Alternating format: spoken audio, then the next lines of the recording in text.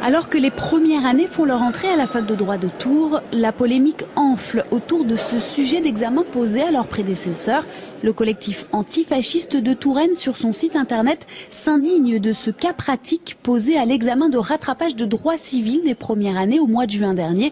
Les étudiants doivent plancher sur le cas d'une jeune Algérienne, mariée de force par ses parents à un lointain cousin.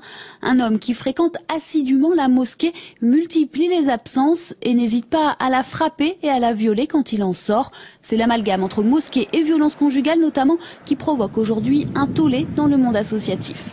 Ce cas pratique ajoute les uns après les autres un certain nombre de clichés et tous destinés à charger les musulmans de tous les péchés du monde au travers d'images, battre sa femme, la violer, l'épouser dans des conditions désastreuses, etc., etc.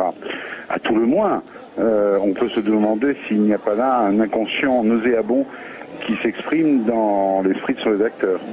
À l'époque, un étudiant s'était inquiété de la légalité d'un tel texte auprès de la présidence de l'université. Chaque professeur est en fait totalement libre de l'énoncé de ses examens. Pour le doyen de la fac, ce cas pratique s'inspire, comme l'exige un tel exercice, des situations réelles et concrètes qui ont déjà donné lieu à des décisions de justice. Une démarche donc uniquement scientifique qui se justifie totalement.